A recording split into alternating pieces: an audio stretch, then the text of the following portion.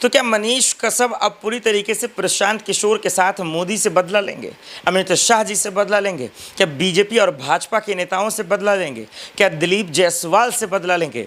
ये सवाल मैं क्यों कर रहा हूँ? क्योंकि दर्शकों, बिहार की राजनीति में कोई किसी को नहीं पूछ रहा इस वक्त, कोई तेजस्वी की तरफ ध्यान नहीं दे रहा, कोई इस वक्त लालू प्रसाद यादव या उनके परिवार की तरफ ध्यान नहीं दे रहा, कोई नीतीश को पूछ नहीं रहा है। मोदी जी आ रहे हैं या आने वाले हैं, उस पर लोगों की निगाहें नहीं हैं।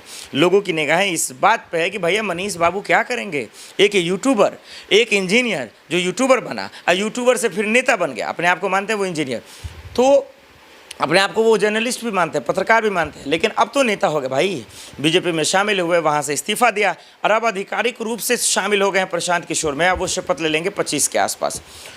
तो चुनाव किस सीट से लड़ेंगे वो भी हम आपको बता देंगे।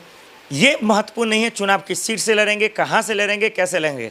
ये महत्वपूर्ण है कि क्या वो भाजपाइयों से बदला ले लेंगे, क्या मनीष कश्यप उसी अंदाज में दिखेंगे जिस अंदाज में बिहार, सन ऑफ बिहार कहे जाते थे, बिहार का बेटा कहा जाता था। क्या बिहार के बेटा के रूप में उन्हें प्यार मिलेगा, क्या उन्हें वोट मिलेगा, क्या वो जीत पाएंगे? वैसे भी प्रशांत किशोर खुल्लम खुल्ला नीतीश कुमार को कह चुके हैं, तेजस्वी यादव को कह चुके हैं, भाजपाइयों को कह चुके हैं, बिहार के सिस्टम को कह चुके हैं कि भाई साहब कुछ भी कर लो, सरकार हमारी बनेगी। तो प्रशांत किशोर अगर जीत जाते हैं दर्शकों, तो ये अद्भुत होगा, ये गजब हो जाएगा, ये चमत्कार हो जाएगा। किसी को यकीन नहीं होगा कि एक ऐसी पार्टी जिसको कोई नहीं जानता था, एक ऐसी पार्टी जिस पर कोई विश्वास नहीं कर रहा था, वो सरकार बना लेगी। वो हर मीडिया चैनलों में कह चुके हैं, लिख के दे रहा हूँ, सरकार जो है उनकी पार्टी का बनेगा, जन स्वराज का। तो प्रशांत किशोर मेहनत भी कर रहे हैं, उन पर वो सिस्टम में भली वो नहीं है, लेकिन सिस्टम के बाहर हल्का मचा रहे हैं। वो कहीं ना कहीं इस वक्त मेन स्ट्रीम मीडिया में नहीं है, लोगों के चेहरे के सामने नहीं है, लेकिन जहां जा रहे हैं वह हज़ारों की संख्या में लोग आ रहे हैं, जनसैलाब के रूप में आ रहे हैं, लोग उनको प्यार कर रहे हैं। और यही कहीं ना कहीं परेशानी का सबब बनता नज़र आ रहा है। ख़ास करके किसका दर्शकों? वो है जेडीयू का, आरजेडी का, और इस वक्त एनडीए में जो सरकार है, जो एनडीए की सरकार है उसकी। तो मनीष कश्यप ने जो फैसला लिया है दर्शकों, इस पर आपकी क्या राय?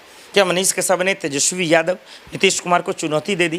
क्या बीजेपी को चुनौती दे दी? क्या प्रशांत किशोर का हाथ थाम कर वो क्या बताना चाहते हैं, क्या जताना चाहते हैं? एक वीडियो में वो अपनी माँ के साथ आते हैं, वो माफ़ी मांगते हैं, हमारे बेटे से गलती हुई, उनको माफ़ कर दीजिए। पीएमसीएच में उसकी कुटाई होती है, खूब जमकर धुलाई होती है। तो हम सब ने देखा कि किस तरीके से मनीष कश्यप बदलते आए, किस तरीके से अपने कैरेक्टर को जो है हार्ट से लूज़ करते नजर आए, किस तरीके से उनकी छवि धूमिल होती नजर आई। क्या उस सब को कम बैक करेंगे, क्या बेहतर कर पाते नजर आएंगे?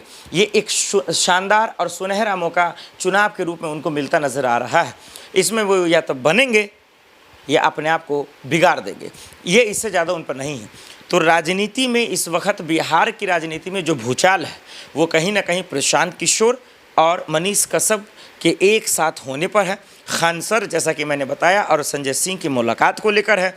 और एक तरफ तेजस्वी यादव जीजा फूफा आयोग बनाने में लगे हुए हैं, और नीतीश कुमार की कुर्सी रहेगी या चली जाएगी, सीएम चेहरा रहेंगे या चले जाएंगे, और उनके बेटे निशांत को लेकर चर्चाएं होनी तेज हो गई है। इन तमाम जद्दोजहद के बीच में अब देखना पड़ेगा कि जनता किसके साथ जाती है, बिहार की जनता किस मसले पे वोट करती है, किस नेता को चुनती है। क्या वो जो धोखा खाई थी पिछली बार, कई लोगों का कहना है, कई लोगों का मानना है कि नीतीश कुमार ने वो काम नहीं किया जो उनसे हम उम्मीद कर रहे थे, जो उनसे एक्सपेक्टेशन हम कर रहे थे। तो ऐसे में सवाल है कि क्या ये एक्सपेक्टेशन, क्या ये एक्सपेक्ट, क्या ये उम्मीद नाउम्मीद में बदल जाएगा? ये तमाम अहम सवाल है दर्शकों, आपको क्या लगता है क्या होने वाला है? फटाफट कमेंट कर जरूर बताइए।